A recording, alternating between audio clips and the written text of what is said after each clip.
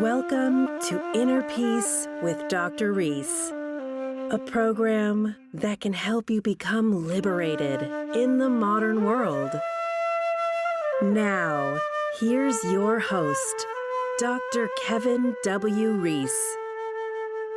Are you ready to go beyond the body? Welcome to episode number 49. Today, I'm talking to my old health teacher, Dr. Robert Morse. Dr. Morse is considered by many to be the greatest healer of the modern era.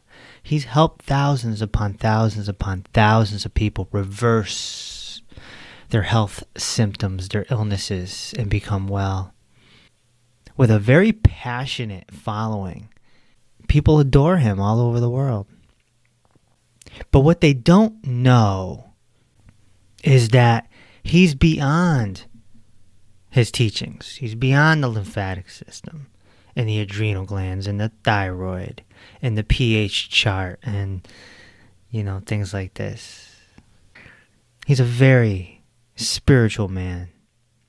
And in his early 20s, he went on a journey of health and spirituality. At the end of this podcast, he admitted that this was the deepest he's ever gone on any recording. Will his students be able to handle this? I don't know. But I know I can, from having my own experiences. Which takes me back to 2011, 2012, when everything started happening to me. And Dr. Morse was a part of that. And that's where this conversation begins. Me telling Dr. Morse what happened in Florida in his class in September 2012. Hold on to your hats. We're going beyond the body. 8 years ago, I was in your class in Florida. No kidding. And I had just come off of a retreat from an ashram where I met a mystic. And it changed my life. This is July 2012. And in that retreat, I came across a book. It was called In My Soul, I Am Free. And it was an autobiography of a gentleman named Paul Twitchell. And that book knocked me on my butt, like no book has ever knocked me on my butt. Thing that was crazy about it is I had a mystic right there. I was rooming with him. And so I'm asking him questions. I'm like, what's this soul travel thing? What's this whole thing about? And he kind of brushed it off with a smirk because he knew I was a seeker and he didn't want to lay too much on me. Then 6 weeks later, I end up in Florida with you. Wow.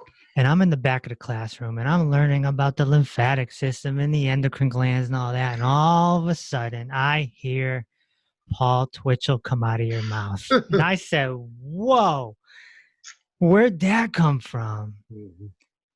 So the next break, I went up to the classroom and I went up to talk to you.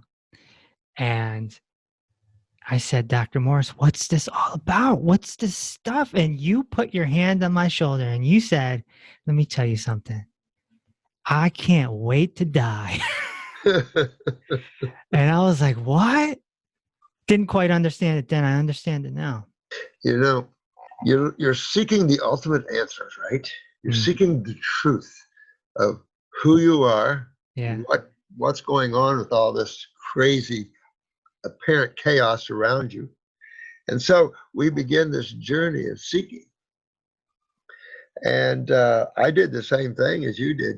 I began the journey of seeking. And I think my first Paul Twitchell book was Tiger Study. That's a deep one to jump right in. Oh, brother, let me tell you. Yeah, when you can consume the Eckmaster's books, you're right there. You just need to wake up. Because those books are vibrationally, as you know. Some people will read them, put them down, and won't touch them again for 2 or 3 years.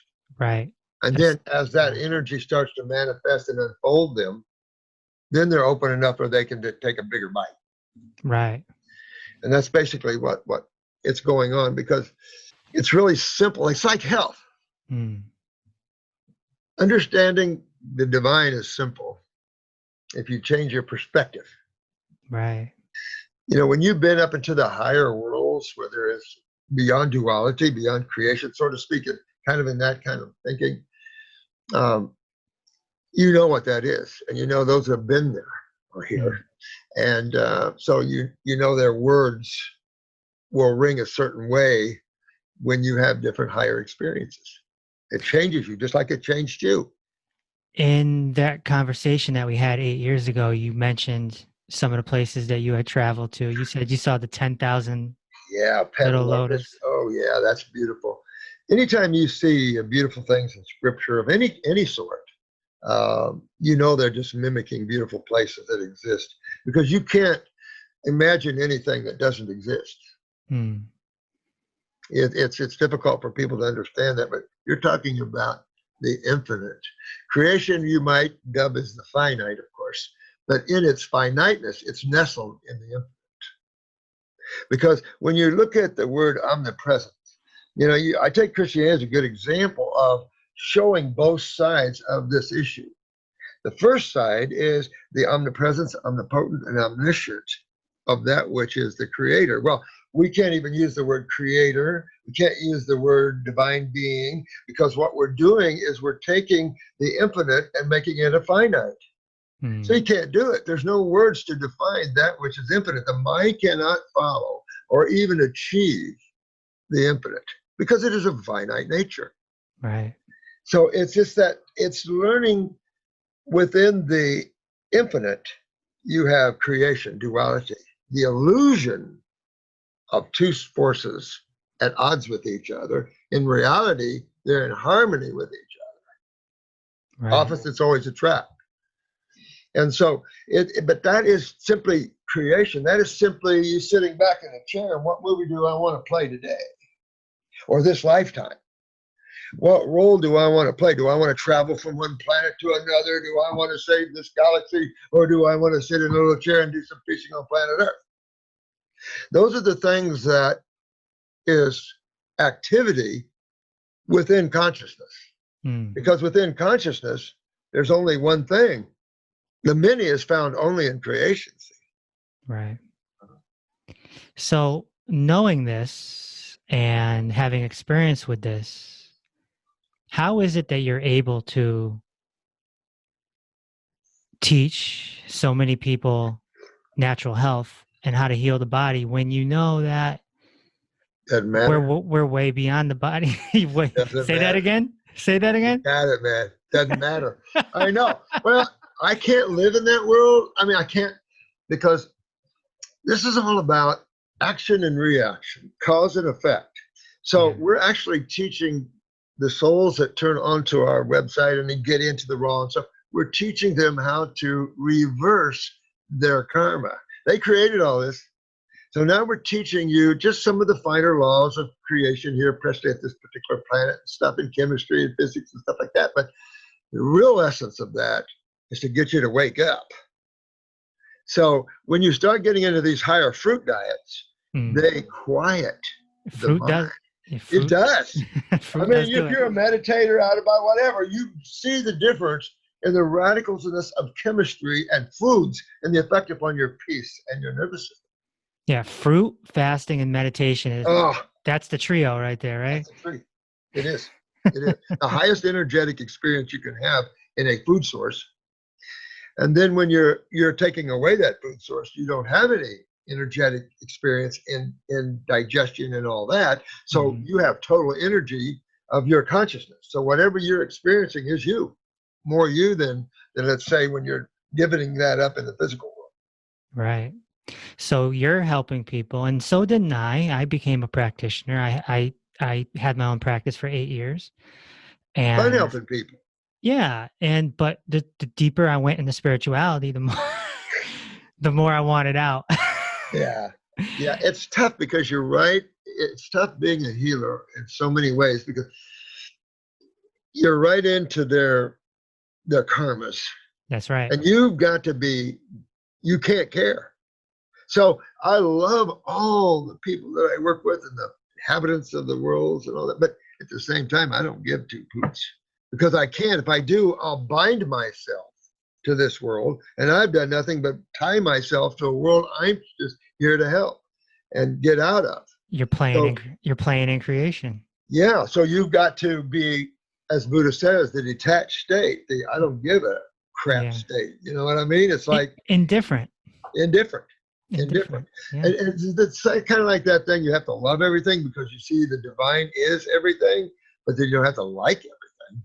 And some people might take that the wrong way because they're not at the level to understand what you're saying right now. But when you allow me to just shed some light, it's like when we detach and we become indifferent, we transcend a dualistic state so that we drop our opinions, right? We drop our think of it as language to all these little aspects of life requires an X amount of your attention to make them exist, because the power of your world and what's going on in your world is all based upon your attention on it and your desire to have it.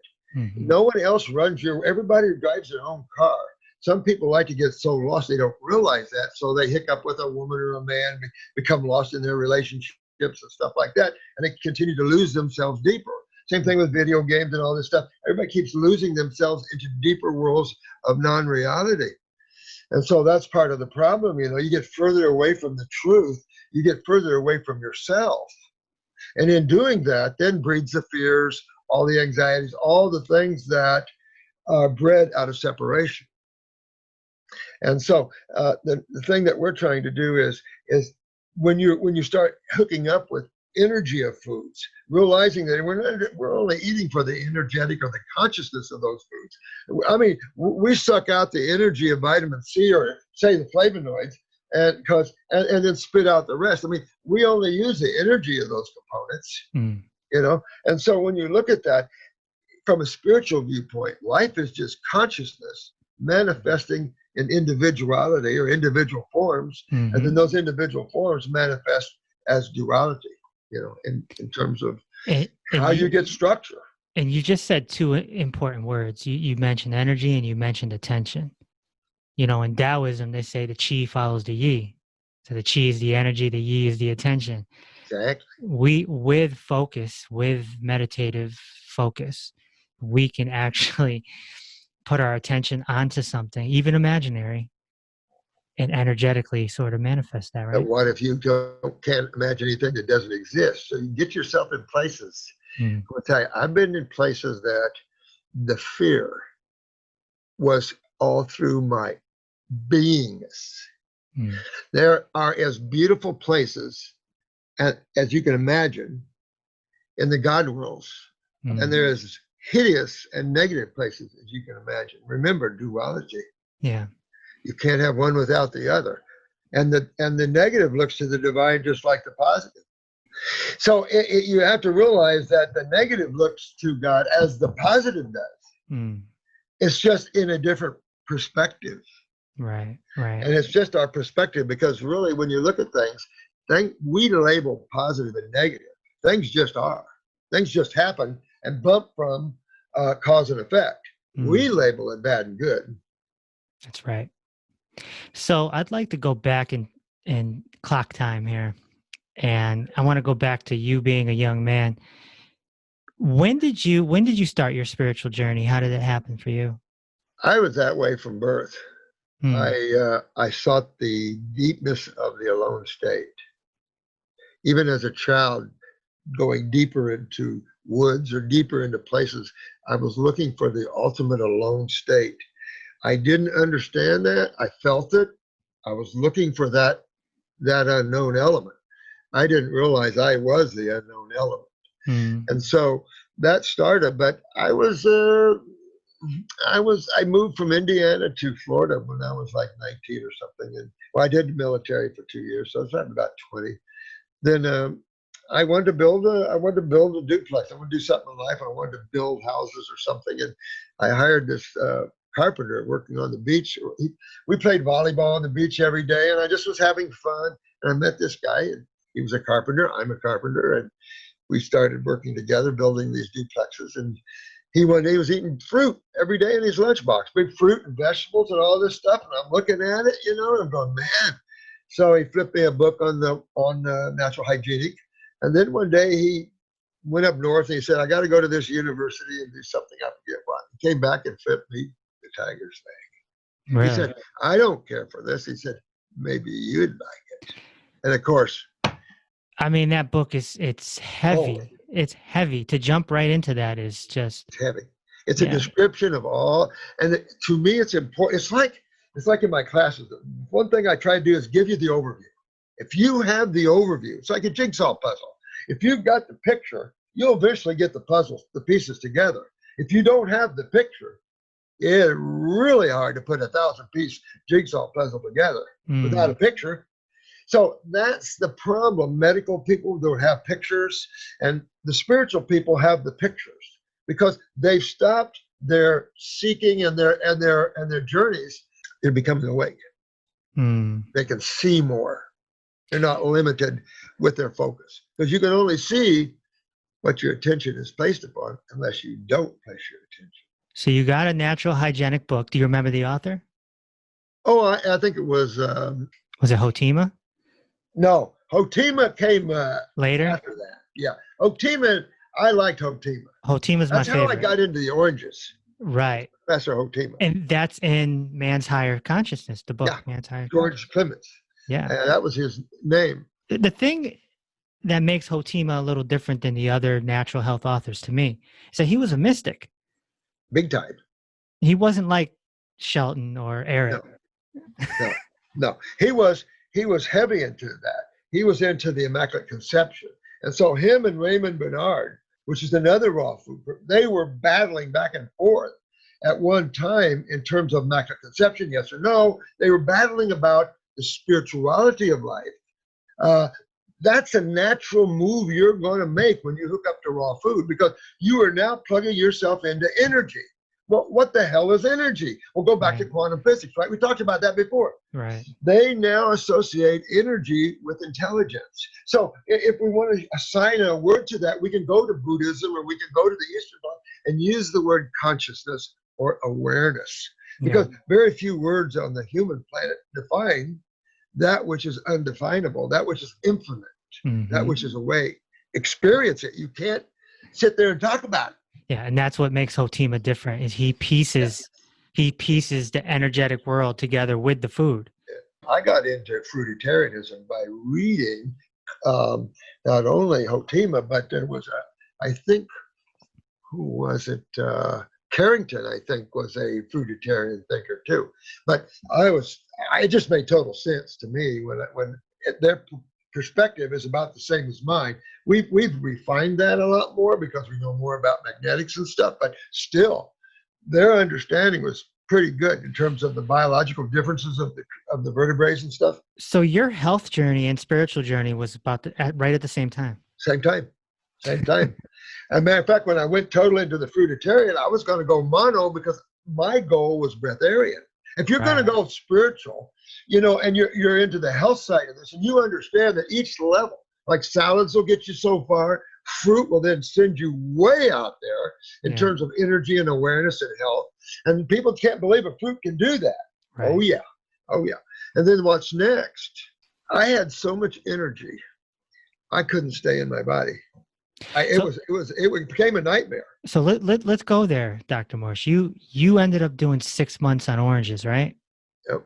I started before that, but because I was trying to have out-of-body experiences, I started having them, but I would just lay myself down because I tried this old technique of trying to go to sleep awake. Right. Where you're trying to get your body to go down and you go out. And someone told me years ago about the Rosicrucians. It's an old group, metaphysical group, old, but they're about astral travels. Mm-hmm. So one of their techniques is when you're laying there at night, just totally relax in bed and shift your attention. Don't take your body or anything. Shift your attention up to the ceiling and look down at yourself. Yes. And keep working from the perspective. Learn that you're simply in your body because of your perspective, your attention. Move your attention. Learn how to move your attention away from this body at will. and you'll be an avid traveler. Yeah. At a certain point in time, you visit these beautiful places. Yeah. And Twitchell writes about it, but you can visit them. Man. It becomes, how far do you want to go in understanding truth? Mm. Do you want to just travel from one place to another? I can travel to China, or I can travel to Portugal. I had a clinic there. Or I could get into the traveler and go through that doorway. And when you go through the doorway of the traveler, that's you. You get in, the little you becomes the big you, and then all of us merge and become the one you. We all have a universe inside of us, don't we? On and on and on and on and on and on. Frequency. Look at Omnic. All right, she was a Venusian. She was here years ago, traveling, teaching, and she said the only reason you guys can't see us from Earth is frequency shifts. And we talk about shapeshifters. I've seen reptilians. Unless they want you to, you can't see them. You've got to be either in that consciousness or ability, or they're going to make themselves known. And it's radical. This planet right now, people might think this is radical, but it is. But this planet is being visited more than ever before. There's so many different species right now visiting this planet. It's getting scary.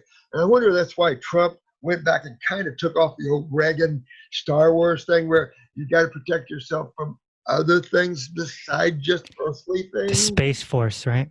Thank you. Yeah. Yeah. This is the beginning of that. Trump's setting up the beginning of what you're going to see as the future of space, because trouble isn't with the Earth speed. Right. So, okay. So it sounds like you're in your early 20s. You're experimenting with fruit. You're experimenting with out-of-body travel. Crap. So what happens next? I was like Buddha. You sit under a tree long enough. It happens. I'm done. But what was the hardest thing for me is to come back into society because of humans.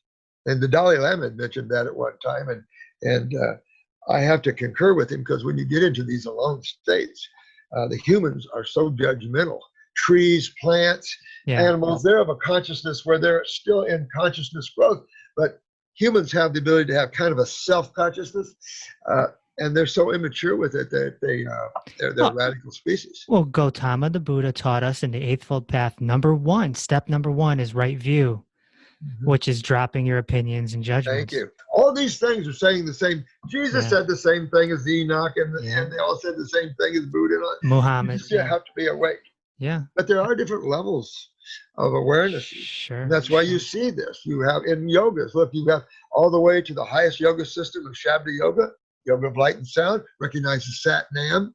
And I was talking to him about language as a Radha-Swami. And so Shania Twain, a Radha-Swami, or at least she was. So when you take a look, they also recognize maybe a realm or two above that. Now you're into the formless, more infinite consciousness realm. So you're in the realms of beingness, right? As opposed to the realms of thought, of duality. So how do you navigate, for all of you that want to get higher in consciousness, not in duality, how do you progress? And that, I have a little saying for that. It says, how now can you get? Yeah. In meditation, you don't want to try to, if you want to travel and go ahead. But how now can you get in meditation? And it'll stop you if you get too far. Because it is, you get going, you can't stop. You're at such a level of joy, ecstasy, bliss, and freedom that there's no way you want to turn around and go out into the worlds of duality. I've had people on this podcast who have, they were putting in 16-hour meditative days. Yeah. Because it's so beautiful. No television can compete. The key is be it. Be the observer of life as opposed to the thinker, and you will always be in the meditative state. That's right. And that's what you want to be, because it's not something you want to turn on and off. It already does that for you, because as you begin to awaken, now your trip is to get a hold of that thought process, the J. Krishnamurti thing. How do I not stop thinking? Because the only way you're going to have consciousness is to stop thinking, to learn the difference between thought and awareness.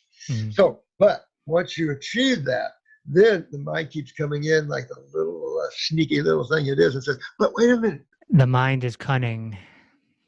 The little monkey chatterer. Yeah, it tricks you, makes you scared. Absolutely. angry. So, okay, you're in your early 20s, Dr. Morse, and now you applied your discipline through the books. All you'd have to do is read it. If you're a soul, even if you're unconscious of your spirituality, and you read one of those books, and you're inside, you just need a little tap to awaken. They're a big tap for you to awaken you to the reality of the massiveness, not only of creation, but of the worlds beyond. And I think all the people that I've worked with, by gurus, ascended masters and stuff, there's nothing like the Ek Masters. Yeah. I mean, there's beings way beyond, but these guys are the teachers of them all. It's like as soon as I signed up, everything in my inner worlds went radical. One day I was laid off to try to get a little sleep, and they grabbed me out of my body, something did, threw me up through the universe. I'm going through worlds and worlds and worlds and worlds, and then it just threw me against this backdrop. And I'm going, what the hell? And the next thing I know, all these movies started shining and going on, all my past lives. Akashic records? Oh yeah, total Akashic. And then a voice come rolling through me. It said, so you want to know God, huh? And the next thing I know, it dropped me. And I hit my body and my bed, flew me out of bed. I landed on the floor, and all I could go is, yeah, hell yeah. How old were you when that happened? 27 probably. Wow. So how do you move on with life after an experience like that? Well, you know what? They train you, and you become that which is yourself. You know, there's a time where you must realize that you yourself becomes the master. Then you yourself goes on beyond that. You know, and you can get into these higher worlds. You can have whatever fun you want. If you read some of the books, you'll understand that it individualizes itself. It develops that individualized self. And then that individualized self becomes the eternal dreamer itself. So it creates a dream and manifests in untold forms and trains each form to become a dreamer. And each of those forms, so you can imagine that there is no way you can understand anything with the mind. The mind works the mind is a computer. It can only tell you what you program it. That's the right. Consciousness is the creator of all. And most times, out of that. Most times it's society programming our mind. Yeah, I know, kidding. So you put the discipline in, Dr. Morse, and is it safe to, would you say that you mastered the art of out-of-body travel? No, I don't think so. I don't think I mastered it, because that's something you could become more conscious of, and be able just to sit here and just travel out. You could keep developing. Yeah. I probably spent about 3 or 4 years, probably at the most, with that, because my whole gig is consciousness, not the effective consciousness. It's just like right now, I'm teaching all you guys the cause of why you have inflammation, the cause of acidosis, the basic pillars of chemistry and physics. And so if you don't know the cause of things, how do you expect to fix it?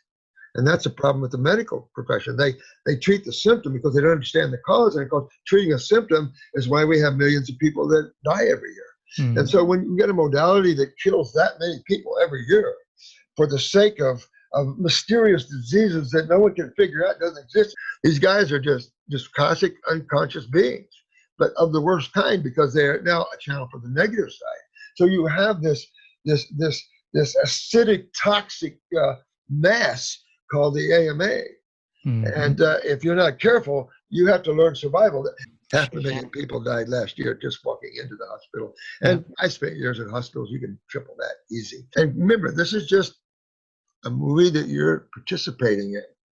What do you want? If you want to get out of the movie, you have to quit participating in it. And how do you quit participating but still having a life? And that's where some of the questions should be. How do I become in the now, where there is no definition? And then how do I still navigate? I had a friend that says, you know what, I'm just going to fill my closet full of white robes, and then I won't have to even think about what to wear. Because I just go in, I just pick a rod, you put it on, that's what I said, I have news for you. Just the idea of getting up and putting on clothes is a thought. So there's a part of you, that awareness part of you, which is you, which people call the higher self. People say that all the time. I look at them and going, so you have a higher self. Well, who the hell are you then? You can't have a self over here and yourself here. You can, but not really. Only through embodiment. You can have five bodies. You can be 5 different places at the same time, guys. Sure. A lot of people don't realize either that you wear white quite a lot. One night, I was taken, and I think this is where me and some others kind of made our home, but this level was white like feathers. I don't know how to define that. And everything was trimmed in gold. And the nirvanic experience of that was insane. It's insane. And so I guess I like white and gold. Yeah. Well, a lot of enlightened masters wear white too. Yeah. I don't know, it's pure to me. And after some of these experiences, it like you said earlier, it changes you. Sure. I mean, you were waking up to your divinity and you realize all this beauty and stuff is already in you. You're a part of this, and the struggle and all of this, that's just creation. That's your dharma. That's your drama. That's a life you've created because you didn't understand what the effect desire has on you. Yeah, I had I'll call it a small awakening back, when I was like 32 years old, and it's what they call in Zen a satori. And it was during a dark time. Man. So sometimes it's the dark time that's going on in your life that throws you into that situation and makes you realize, well, wait a second, this dark time doesn't really mean much. It's just my ego that's hurt right now. See, go back to a few minutes ago when I said that we label each side of the force, bad or good, but they're not. They each offer different experiences, opposite experiences. That's all it is. And when you're aligning yourself with 2 forces, I go back to that Star Wars thing. I don't know if we were talking about it one time, but in the movie Star Wars, and the master was going, trust in the force, Luke. Trust in the force. And I'm thinking to myself, which one? Right. You got 2 forces in creation you can line yourself with, guys. 2. Yeah. Just like you have 2 sides of chemistry, you can align yourself with either one of those 2. That's right. And that's the problem. Yeah. Humans have aligned themselves with the side of the force that's acidic. And of course, they're enjoying the thoughts and the emotional processes of creation, be it whatever that is. Or you got alkalinity. Yeah. So if it wasn't for that darkness, I would have never ended up at an ashram, meeting a mystic, finding the Paul Twitchell book. So the synchronicity of it is just, wow. That's expected. Because I'll say, for those who are on a journey of spirituality and awakening, if you're under the right tutelage, it's going to rip you. Right. And it's not that they're ripping you. It's you're not letting go of the things they're trying to get you to let go. You're holding on to the things that are keeping you from this awareness for no reason. The emotional support or whatever, either from past lives or whatever.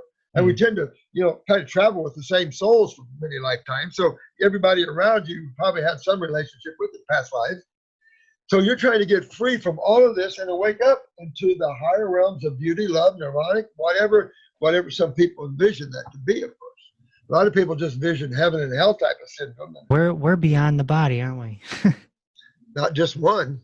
The human body is just a chemical food processor, just an energy processor, really. It's 5 senses, very mundane. It can't feel anything except through your autonomic there, very limited. Doesn't have emotions to it. When you're feeling and you're emotional, you're not feeling with your physical body. Come on. That's your astral, emotional body you're feeling with. But when you're in your mental body, there's no emotions. Thought has no emotions to it. Right. So that's why Twitchell used to say the intellectual had a harder time entering the higher worlds of heaven, because thought is that magic edge, that the great divide, if you will, but it's still simply a razor's edge between thought and awareness.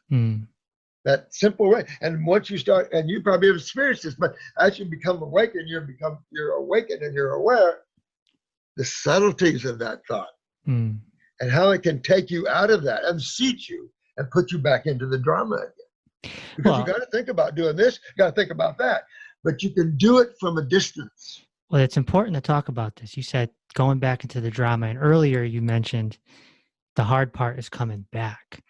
You know, in the Eastern cultures, it's called the Maya, you know, samsara, Illusion. the Leela, which is the play, Leela. Mm-hmm.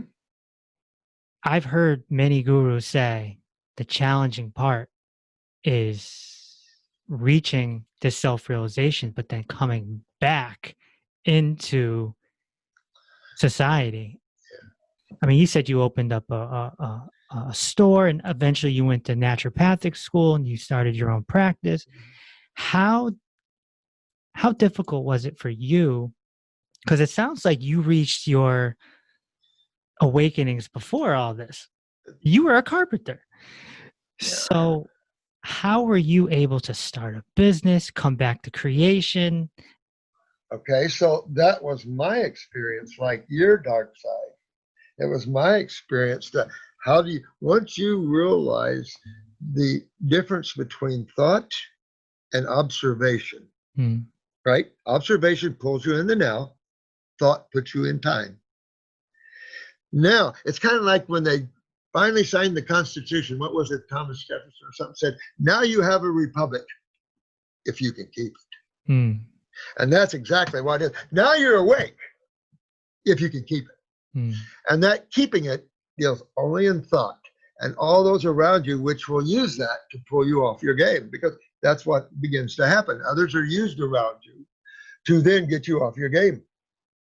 They do. It's just the way it is. And so the other thing is having relationships with others that are not at your level of understanding or your level of diet.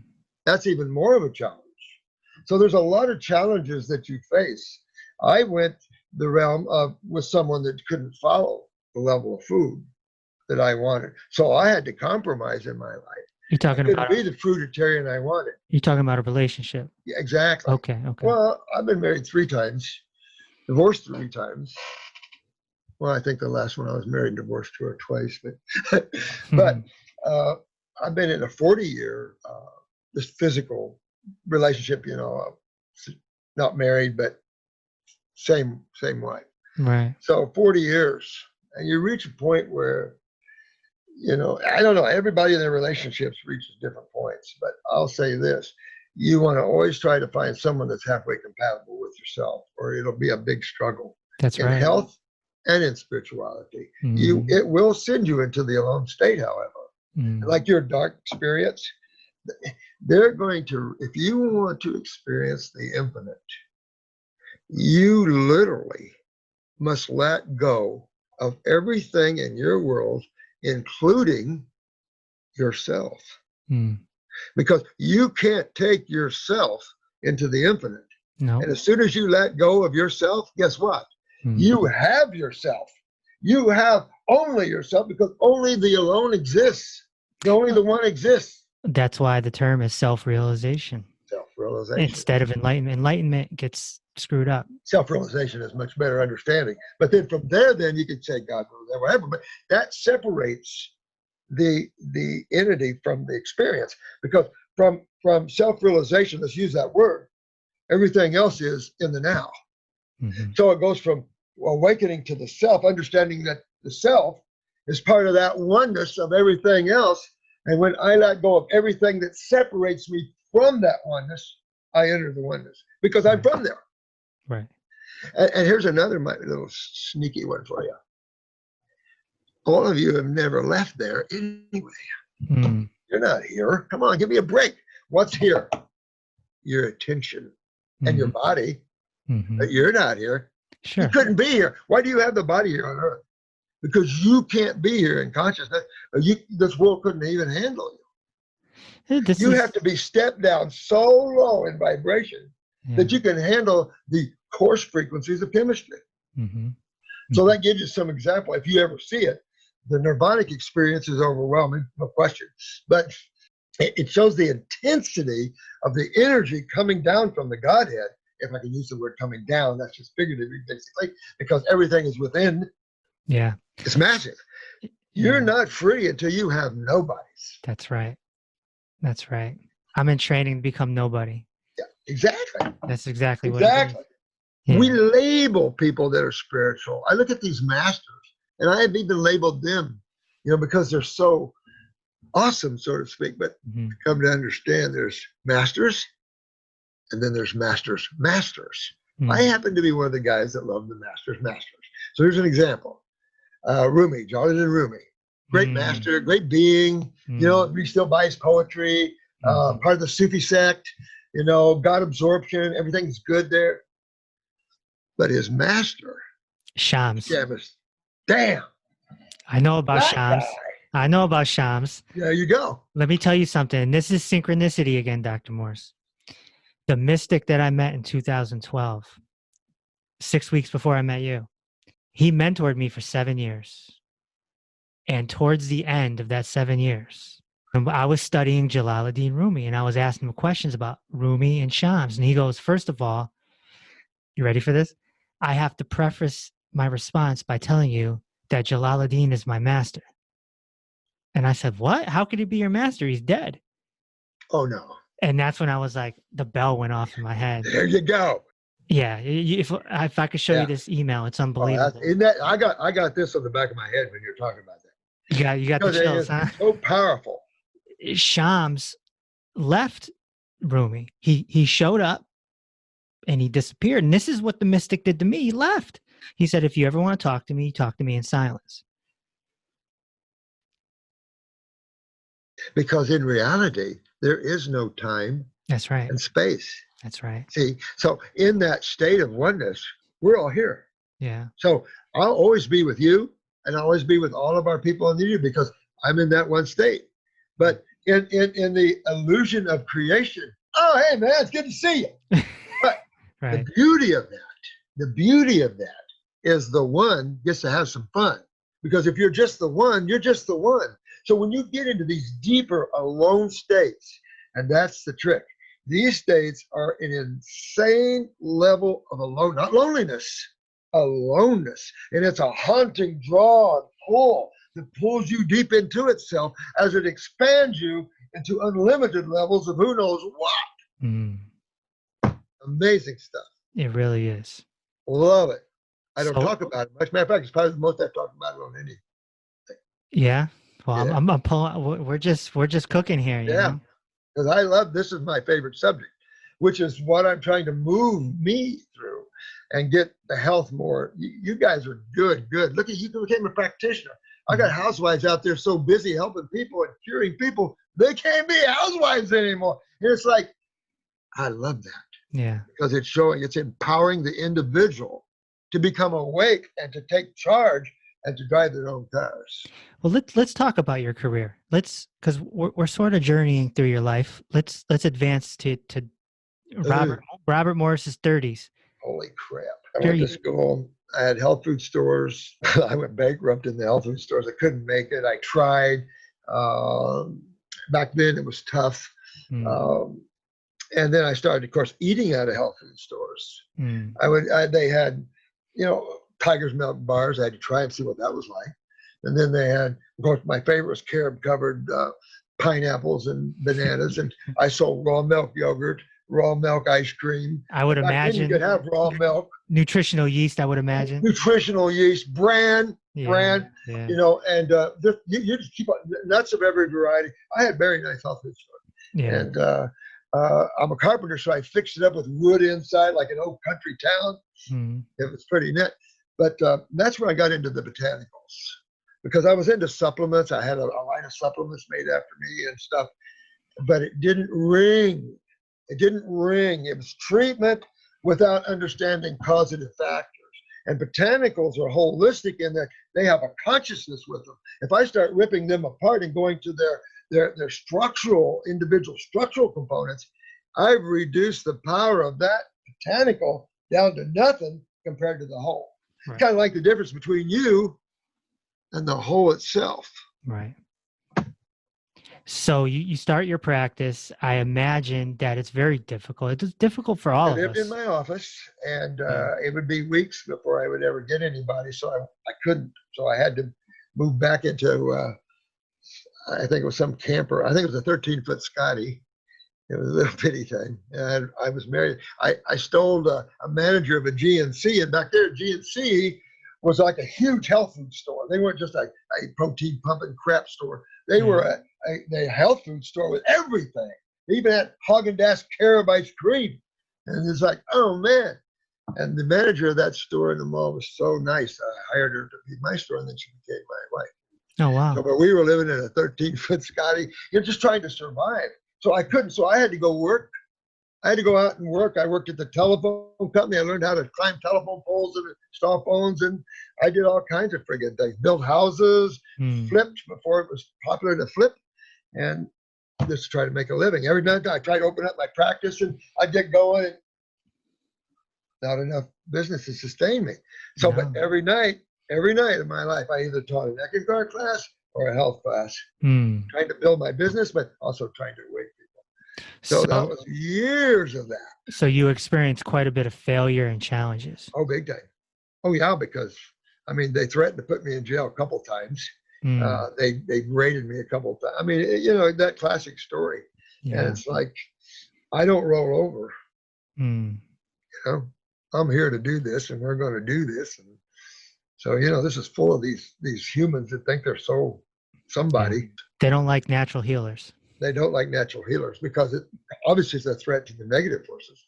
Sure. Because even if you were looking at it in the sense of duality, it's at least on the positive side. Well, you know? Oh, you're taking money out of the establishment's pocket.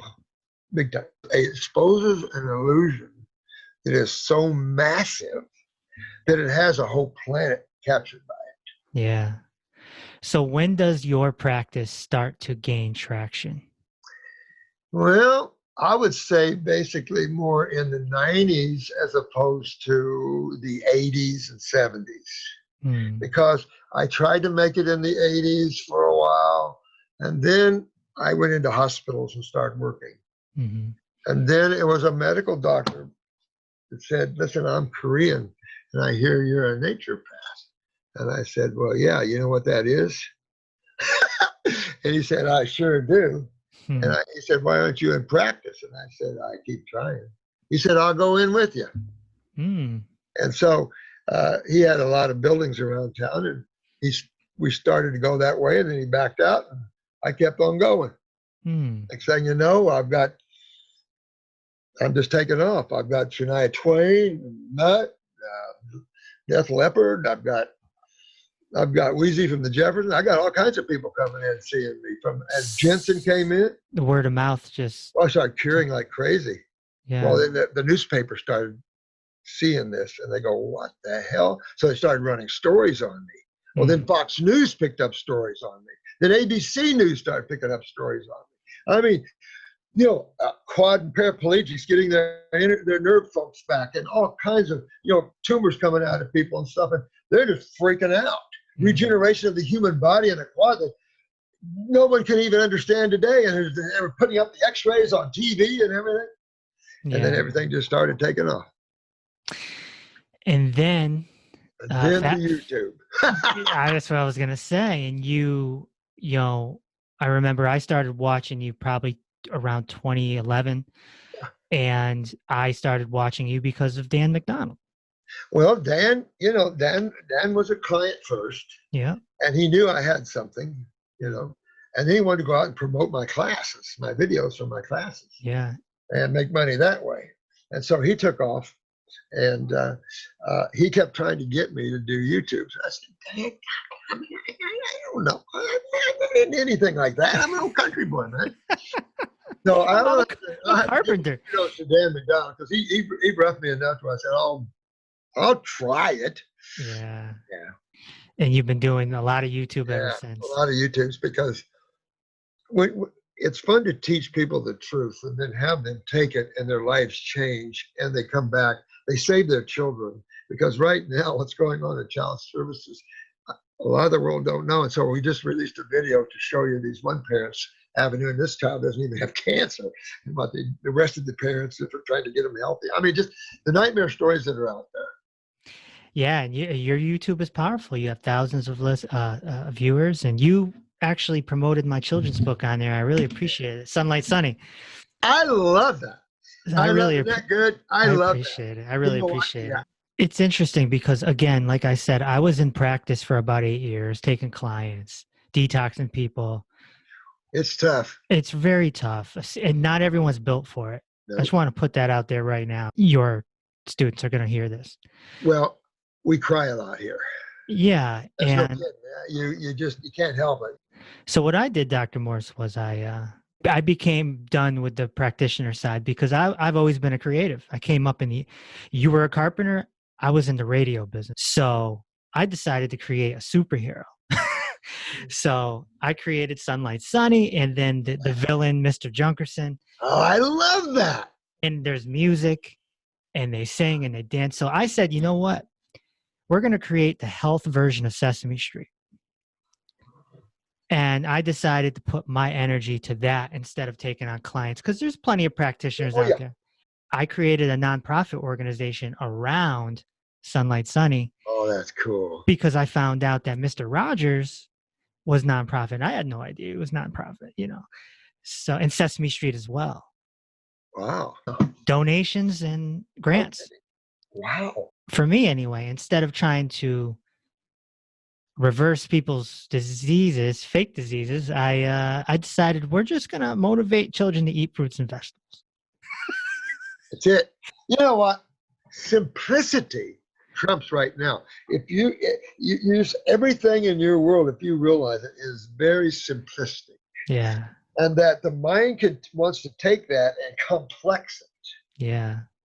And once you learn to be awake above thought, then you can keep it simple, and then the mind can bring in whatever you want. And that's your journey, is to learn how to let the mind bring you what you want. Yeah. You can look at it, accept it or not, and go on. You don't have to enter the mind. And that's what I've been practicing for years, is to be outside of the mind. Let the mind give me, And the masters trained you for that. I think I told you that. I used to have Fubi Quants. You talk about it.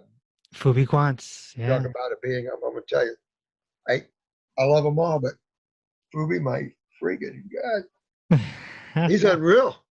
Unreal. But I'd be giving a lecture, and he'd pop right here, right here in front of me, and start talking to me.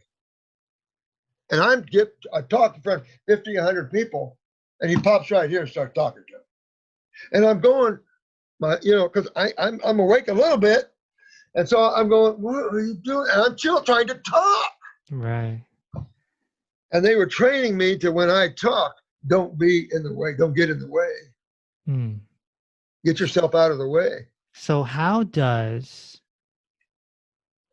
a great master like that decide we're gonna choose this guy to help him develop?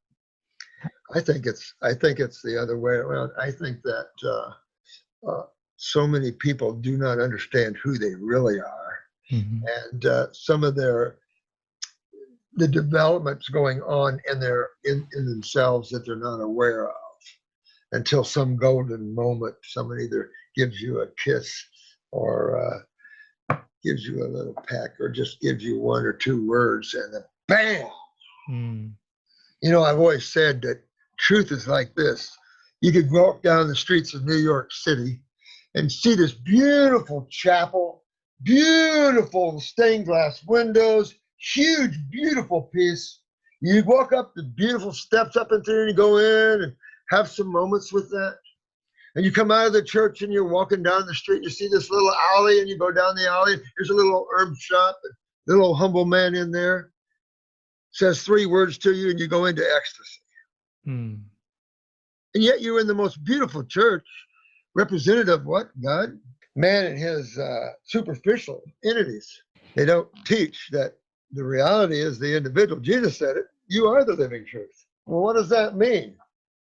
This means my uncle.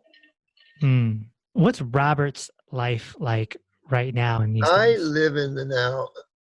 much as I can, almost all the time. I have gardens and things at my house, and old house was full of termites, so I had to tear it down, and we just built a new one up. It's a small little house, but I love it, and I've got gardens and crystals, and so I do a lot of just sitting and viewing, because there's so many things going on at so many levels. I have to have time to view. I'll just say it that way.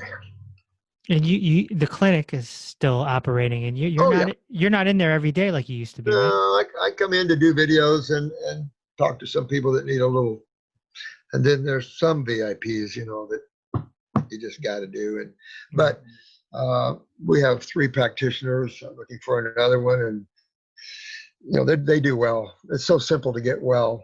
I'm focusing on the spiritual side. We're going into seminars now. I'll be doing quitting the life classes. They're going all up online, and then it'll be easier for people. And then I want to do seminars where this is the conversation. Right. How many times you have to tell you how there's only 2 sides of chemistry. There's only 2 physics. Right. You can go down that same merry-go-round all day long. Health is very simple. It's just we're caught in the programming. That's all. Very simple. It's just getting yourself back. And getting yourself back is retracing how you got there. Do you remember I said earlier, you're not really here, but yet you are? Your attention is the only thing here. You couldn't be here in your beingness, and this planet still exists. I mean, this is why you're stepped down. Look at the vibrational frequency of a human body versus, I said that of just a mental body. Could blow it out of the water. So you have a couple of steps in the middle worlds embodiments, because you have, remember Holmes wrote volumes about the universal mind. Well, that's pure mind. But then you have the causal mind, which is really where you see the time track and what you said earlier, the Akashic records. And then you start moving back down into true duality from the causal, astral, physical. Makes the journey more complete, maybe, with thought, memory, feelings.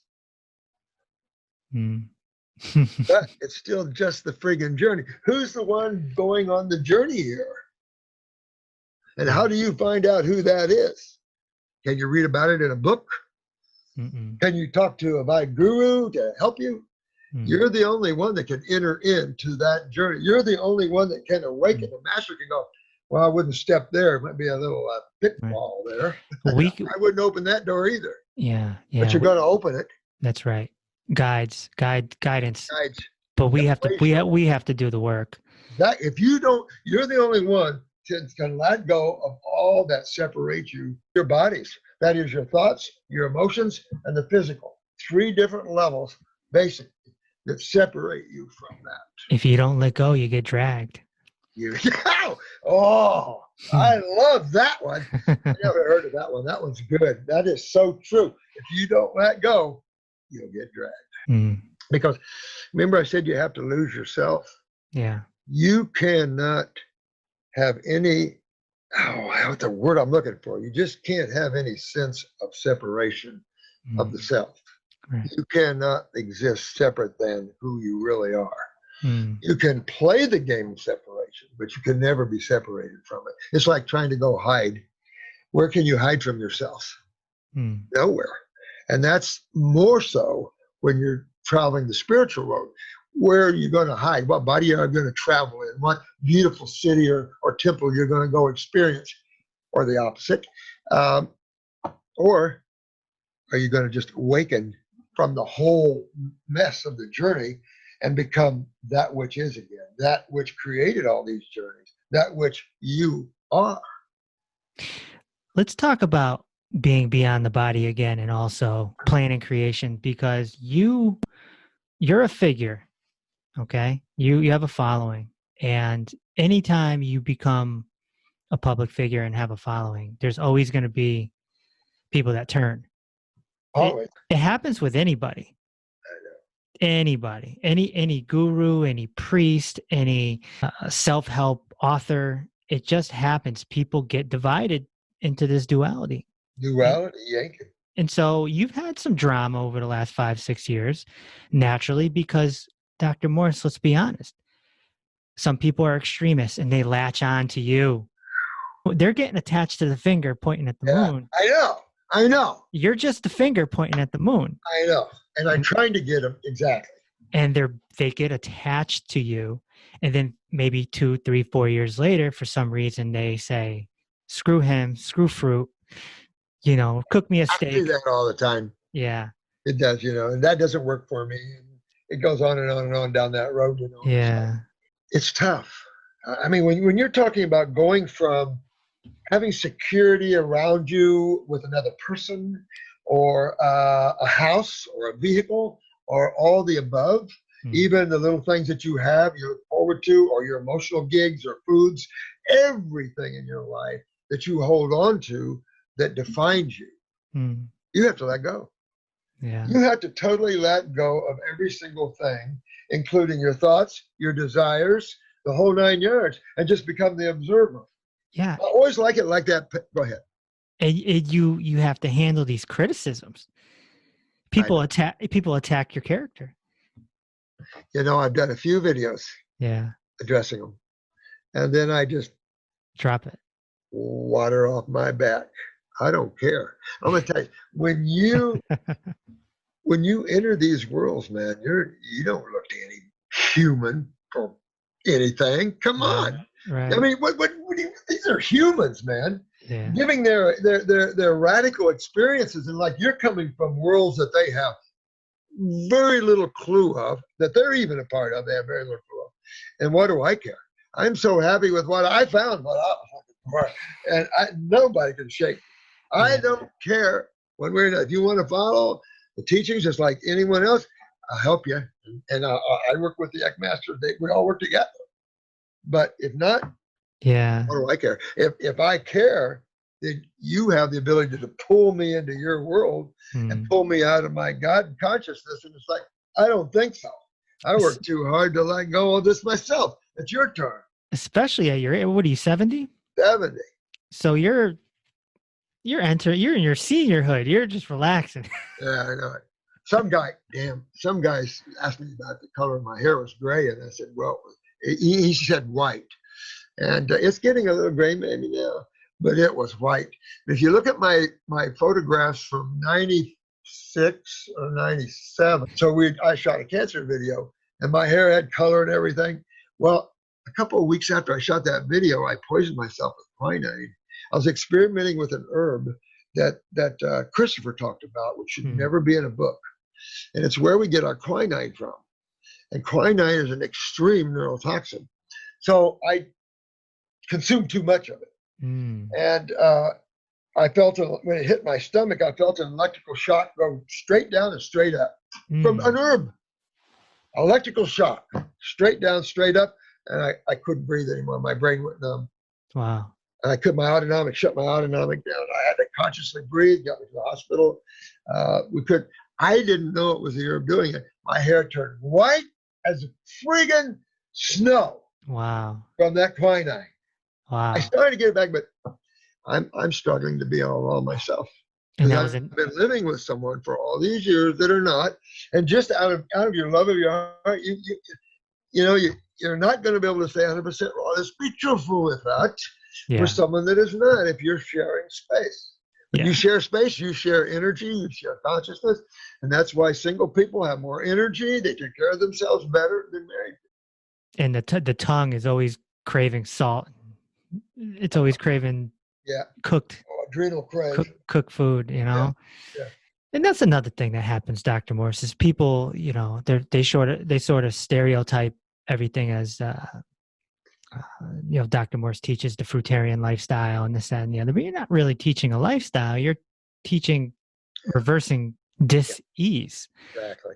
I'm not so presumptuous that I can say that you need to be a fruitarian or you need to be that. Yeah. Somebody, I see people once in a while make a claim that I said that. It's like, really? I mean, that's what people half listen.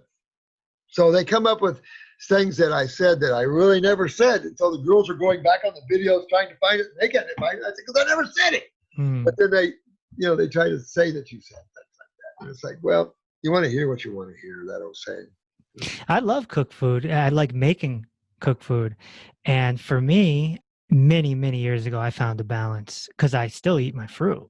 On the weekends. You got to have some balance. Yeah. And you notice that that's what I teach. And the reason I was so scared, total navel oranges. That was it. I was so strict. I wanted to go breatharian. You couldn't shake me off of that. Yeah. You couldn't, but it could. Right. Because then I came out giving lectures, and I would start going out of body giving a lecture. I was so scared and nervous giving a talk in front of people because I'm living alone in the woods. I'm coming out, and suddenly here's all these people wanting to know about out of body travel, and I'm shaking there trying to talk about it. And I get done, and my body's cramping. And just now I can do it without that, but it didn't used to for years. It would cramp. I would pour so much energy into it like you'd take it. It would cramp with that energy coming through it. Then I'd have to eat to come down. I couldn't explain it to people. I have to ground, because if I don't ground, I'm not going to stay in my body. I'm going to be out of here. Yeah. This is. I don't understand how powerful this thing is we're talking about. Right. And one of the things that comes up on this podcast very often is 1 + 1 = 3. And not everyone understands 1 + 1 = 3. And a lot of what we talk about is 1 + 1 = 3. Sorry, you got to let go of all these things that bind you to this world. Yeah. Look around. Yeah. They think it equals 2, but no. You know, one of the things that I discovered on my journey from masters and yogis and gurus, mystics, is they usually need something earthly to keep them grounded, which is interesting. You just mentioned that sort of. So if you notice, a lot of the yogis and masters are a little chubby because they're grasping to food to keep them earthly. Otherwise, they're going to leave, right? That's the point. And people make a judgment over that, but you can't, because you when you're getting into the spiritual side, not that you can separate all this stuff out, but when you're hooking to the current and you're awakening to this current, to who you are, you're awakening to energy this realm can't handle, and that's why you're in a physical form. If this world could handle you at that high level, it would, but it can't. And at that high level, you lose more and more of the compounded, isolated individual, and becoming more of the divine one of all. You start to see the oneness. When I first experienced cosmic consciousness, that was the universal mind. I went into pure ecstasy. Everything was one. I saw all life coming from this. It was all one. It was nirvanic. But I knew, because I've been training, I knew there was one more step. And that step was to let go of that small I. And that's when they're going to rip you. You've got to be willing not to care about nothing, including yourself, if you want to find yourself. How crazy is that? Yeah, that's right. So I have a question here for you from someone else, actually. This is from my good friend, Kev number 2, I guess you call him. And he says, these days, more people are taking their own lives, thinking they're better off gone from this world. Dr. Morse, can you speak to the difference between these suicides and what we hear of ancient masters deciding when it was their time to leave the physical plane? And what golden nugget would you send to anyone who feels they're better off not existing here? Okay, so remember that the driver obviously is your desires and stuff, but the true driving force of everything, including chemistry and physics, is duality, right? Is the two forces in the magnetism of that. So everything is karmically driven. When you create, or when you put out an energy, it comes back, right? It's that old physics. For every energy, there's an opposite. For that whole understanding of physics. For every energy, there's opposite energy. All that. So when you take your life, you're only taking the life of the human body. You have done nothing to get rid of why you're experiencing the things you're experiencing. You just think if you get rid of the human body, which is nothing but a sensory cellular body, that you're going to be free from that. Huge mistake. And a lot of the masters claim that it's an automatic rebuy into reincarnation. You come right back into another body because you're still on your journey. You have to awaken consciously. You can't just kill yourself and say, now I'm awakened, I'm going to go to heaven. It don't work that way. Mm-hmm.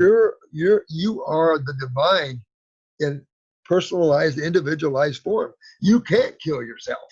There's nowhere you're going to be able to hide from yourself or kill yourself. You might experience a higher level, but you'll be put right back into a lower body because you haven't finished your journey. So this is why the masters teach you how to let go. Quit creating karma, because you're only going to re-experience it. And if you have created a lot of karma, you're going to have to come back and do it and experience it. Now, the masters they claim, try to run some of this off in the inner worlds. They do. Some of your dreams can be radical as hell, and they can help you work some of this off in that dream state. But there's a lot of people are heavy with this. But ultimately, you have to get a hold of awareness and quit and enter the desireless state. You want something? Yeah. Oh, here, I'll take this. I'll take this new car. You know what? Here, you want it? Anything you have, you must be willing to let go at any given moment. You don't have it because it's pretty there. And the divine will like it. It'll be pretty there. You don't want anything, but you want to get rid of that self-desire. That means you can't have anything, but you can't have them because you want them. And that's weird to say, but everything you own has a power from you on it. This is why you see Jesus portrayed in the poverty consciousness, Buddha portrayed in the poverty consciousness, a lot of the masters portrayed in the poverty conscious state. You don't have to be in the poverty consciousness state. You can be wealthy. I knew a lot of wealthy actors, but you can't care for the wealthy state or the impoverished state. See, another flip to this is if you're using an impoverished state, that can define you and lock you into that. You can't do anything with a goal in mind, or you just set yourself up on a journey of karma. Consciousness is ever present. You only go back to Rumi. What is the Rumi take, the whirling dervish take on this? God absorption. So what does God absorption mean? You and it must merge. Well, it is already all that it is, and you're an individualized. So guess who has to merge?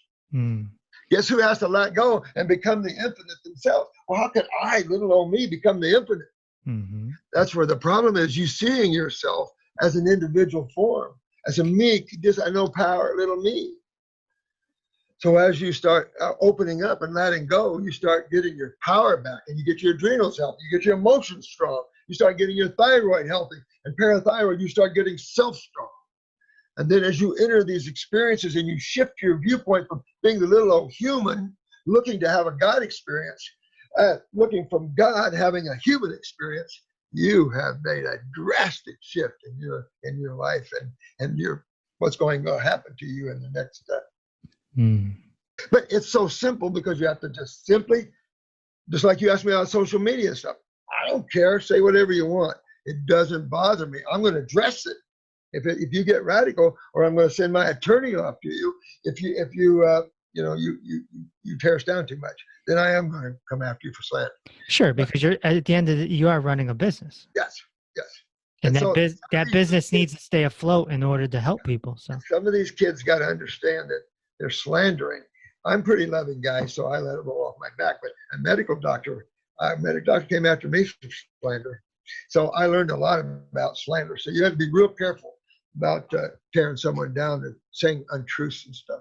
Yeah, I mean, if you don't like somebody, you don't like them, get off the site, go somewhere else. Okay, you tried it, you did it. Maybe you don't like it. Maybe whatever happened. Maybe you burned out. Maybe it's time you enter another bite. Maybe you couldn't make it where you needed to. Right. Okay, then go on. But like you said, a lot of trolls, but there's pharmaceutical trolls, Right. They come up with all kinds of nasty things they say about you as pharmaceutical trolls. So it's a world like that. But the individual must become strong because this whole world is propaganda. It's all a lie anyway. And if you're looking to this world for your answers, you're going to be here a long time. Well said. So what a conversation this has been. Two doctors, 30 years apart. Fun stuff. Talking 1 + 1 = 3. Yeah, absolutely. I love the topic of spirituality because it's just, oh my God. One time I think that the ship is getting turned because this is the Kali Yuga, supposedly, of the the golden age of the Kali Yuga if you look at Hinduism, but you've got a lot of beings right now focused in this area. You've got the Ascended Masters, Saint Germain. You got all these people are hanging on to these guys like crazy. And you got all your gurus, your Vigurus, you got all these levels.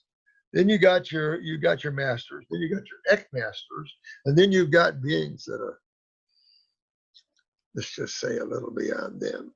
Yeah. You've got some friggin' powerful beings. Yeah. Yeah. I brought 2 of them with me. So sometime when you're ever around my seminars, take a look a different way, and you'll see them. There's 2 of them, and you can't miss them. Yeah. Oh yeah. You know, we have a serious thing going on here, fun stuff, but a lot going on because this planet is just like, and look at all this karma created of the negative side. You know, it has to have some place to play out. Now there are places that are real bad. I think I told you last time they put me in this prison. I have to think it was on the astral plane, but the fear was through my whole beingness. It felt like all life would be gone from my essence. It was so scary that I just totally freaked. And then something pulled me right out of there. Why did you show me? The fear was overwhelming. Why did you show me that? And it's obvious, you know, you can do whatever you want, but cause and effect rule. Yeah. I've had people on this podcast who talk of experiences where they're stuck in a black void, you know, and it's scary. But, you know, as I heard one guru say, it's like the black holes in space, and that's what we go through. We have to get to the other side. If you're put in there and you're in a sky of darkness, who's the light? You're the light. You're the light. Yeah. And that's what they're trying to teach you. Don't look for the light outside of yourself. You're the light. Light that up. And that's where we're at. Gautama the Buddha said that on his deathbed. His disciple came up to him and said, "Master, what do we do now?" He said, "Be a light unto yourself. You don't need me." Thank you. You go back, you see that representative everywhere. We're just teaching. Everything has a little different levels to it, but basically we're rolling this boat similarly, you know. Well, row, row your boat's the most important song of all time, isn't it? Hey, just saying. Jesus the Christ told us that the kingdom of heaven is inside of us. Yeah, you're the living truth. But Enoch before him, and then you just, I mean, it's all there. I've always called it the buddy system because it always has some way to awaken itself. It can take itself pretty deep into unconsciousness, but it always finds a way to awaken itself. So that's what we all do here. We help awaken itself because one time we were lost in that journey. You know, it's that whole thing again. It's that circle of iron. Yeah.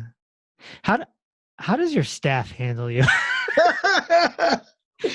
Well, you're supposed to be the natural healing guy, but obviously you're more than that. So I mean, it's crazy. I mean, we're pretty busy around here. When I come in, it does definitely shake things up a bit. I'm a shaker, man. I tell you, I like to get things going. I'm not a static type of individual. I'm kinetic. Yeah.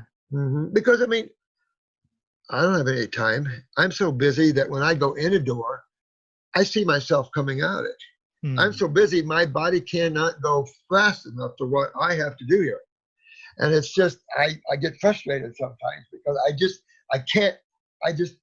don't have enough time. I don't have enough space. So I do my best. All right. As we wrap this up, here's I think my last question.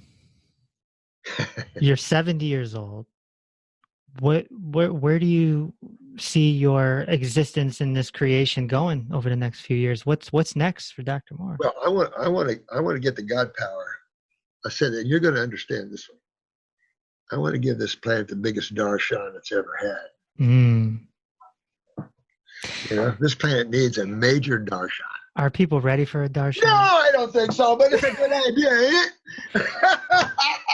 You got to remember who you are and who you're what you can channel. Sometimes you don't realize things that you are until you get in a situation and it requires higher parts of yourself to come out, and they come out and you go, what was that? Some entity was, I was in this restaurant once and some entity was bothering someone, maybe it was a follower or something. And it came right into me, and I saw this entity attacking. And the next thing you know, this light came out of my consciousness, poof, blew that thing right apart. And I'm sitting there eating, going, "What the hell was that?" Mm. You don't know. There are some dark entities out there, aren't there? Massive, massive. And that's why, if you want to learn to protect yourself psychically in every other way, you got to become the self. Whenever you're away from your house, it can be visited. You know what I mean? That's so right. Become the owner of your house, become awake, become the driver of your car from consciousness, not from thought. Get the book on J. Krishnamurti, get any of his books, and learn how to break thought with observation. I've always said it's this simple, all right? Because they have all these games here for us to play, to wake up with, right? So here's all these paintings now with all these dots. Remember, there was a time when that was really popular. About the same time, subliminal was popular, and it was teaching everybody how to look at these subliminal advertisers and stuff. But these paintings that are just a bunch of dots. If you're looking at that and you look at all you see is dots, you go, "What the hell is this painting of dots?"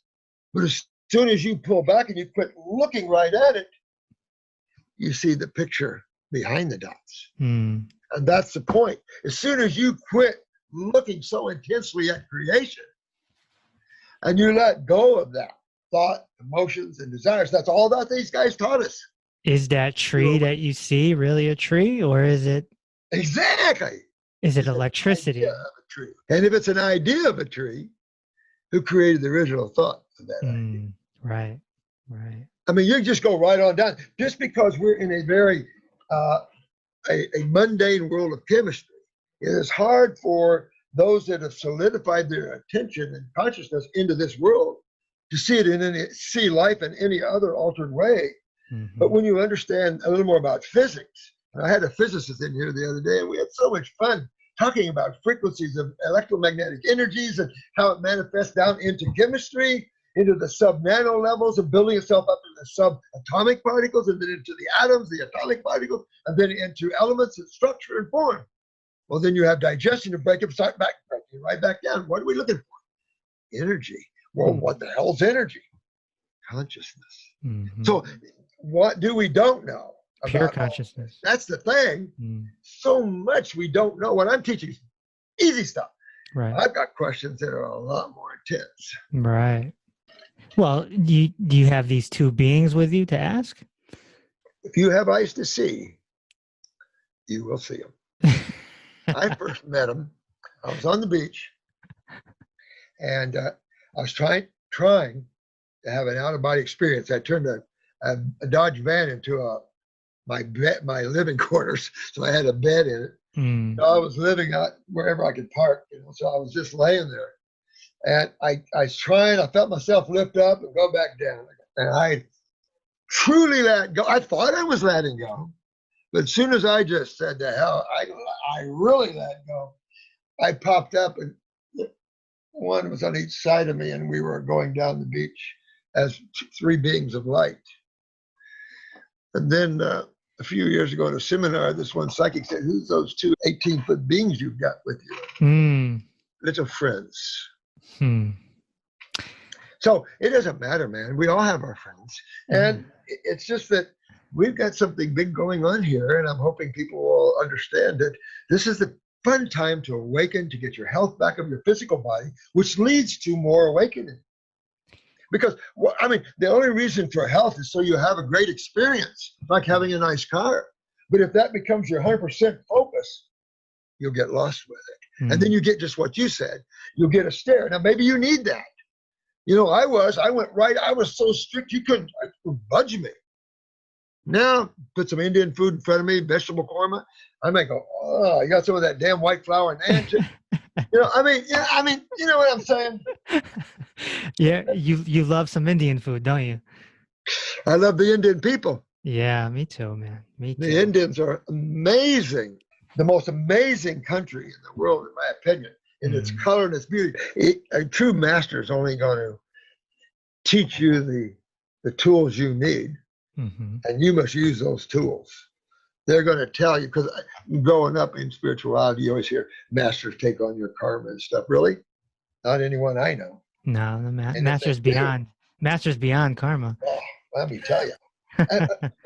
That was the most asinine thing. And then you have the soulmate syndromes, and you have all kinds of things that people cling to creation for, even from a higher self perspective.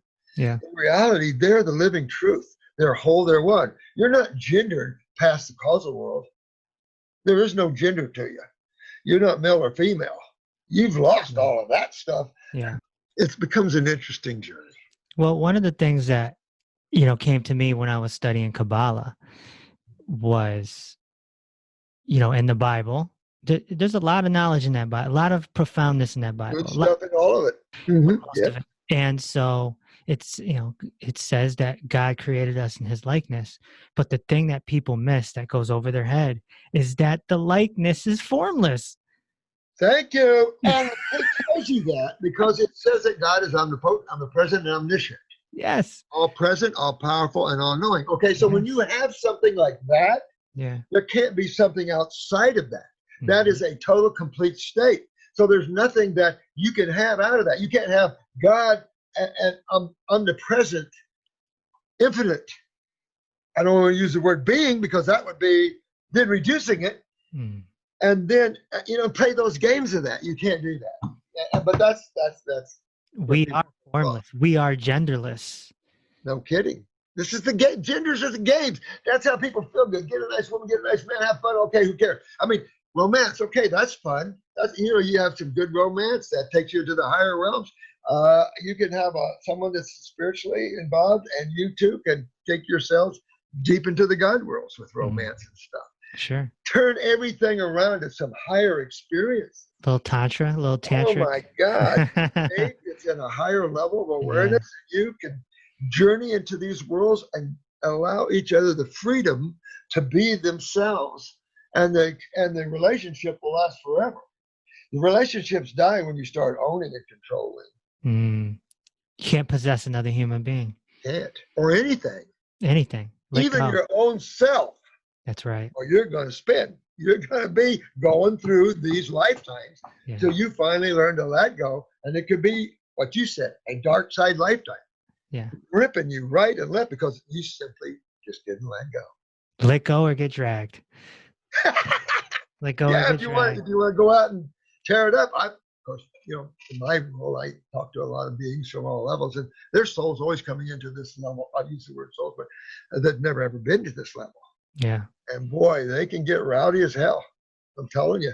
Yeah. So this conversation, Dr. Morse, are your students ready for this conversation that we just recorded? No. See, that's the thing. I don't know. I thought about this with you before because, we're right into the heat of the subject, but I don't know. I don't care either. Is this the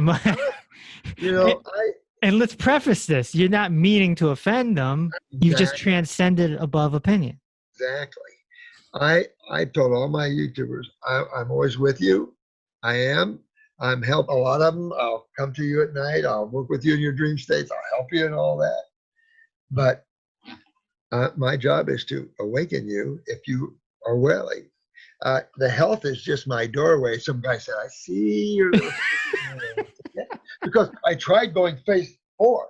I've put on lectures from Indiana to Texas to Florida, all through the states, putting on talks and on Ekankar and God consciousness and how the body travel once in a while on health. But it's worth about health. You don't know which is worse. Because you're talking about a lot of years ago. People didn't want to hear about health, and they didn't want to hear about these higher things. I mean, you did find one once in a while, but for years, I couldn't find anybody in my area, anywhere, that was into raw eating. How rare that was. Now it's picking up, and more people are getting into it. But then you have that pull of the paleo people still, and then you have the pull of the lipid people. It's just so unconscious out there. People are grabbing at anything and straws and everything. And say, let that crap all go. It's all treatment-based thinking. People are not getting cured because no one's pulling back and looking at the cause of everything. You're in a world to keep you here. Mm-hmm. And you have to know that. And that the mind is the main instrument keeping you in your journey of creation, not just in this physical realm, but in your emotional journeys and your mental journeys. Mm. And when you learn to simply switch your attention from thought to being aware and letting your awareness drive you, that's your savior. You made it. You made it. If Jalaluddin Rumi did it, we can do it. I love all those guys. Yeah, I love all those guys. Me too. You know, I just love them, but I do love the masters like Shamus. Mm. These guys, they're like me. They're a little rowdy. I always wanted to sit me down and say, you know, I'm a little rowdy. But I love it. Anyway, it's been a pleasure. Thank you for the time, Dr. Morse. Yes, fun stuff. Take care of yourself. You too. All right. Hope to talk soon. Take care. Bye. Love you, man. What a joy to have that conversation. And if you're a longtime student of Dr. Robert Morse, then this conversation may have just knocked you on your booty. Maybe kind of like I was knocked on my butt back in 2011 and 2012. It's what we're doing here with this podcast. We're just trying to wake people up. If you're looking for more from me, my podcasts, my webinars, my seminars, my books, go to drreese.com. That's doctor spelled out, and I'll talk to you on the next episode. Thanks for listening to Inner Peace with Dr. Reese. If this episode opened your heart, feel free to share on social media and tell your loved ones. Also, be sure to subscribe so you never miss an episode. Until next time, may peace be with you.